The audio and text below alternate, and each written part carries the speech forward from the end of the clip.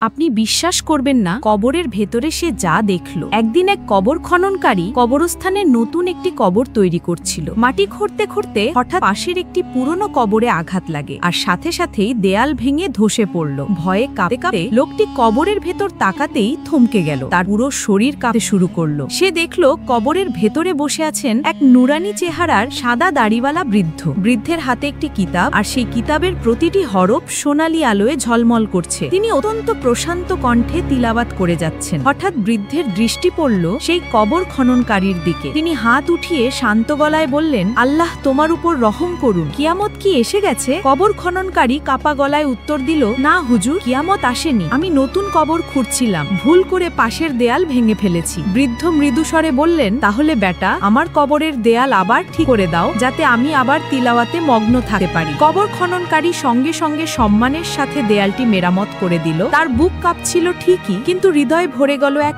অদ্ভুত প্রশান্তি আর চিন্তায়। আসলে যে দুনিয়ায় কোরআনের তিলাওয়াতে মগ্ন থাকে, আল্লাহ তার কবরকেও আলোয় ভরে দেন।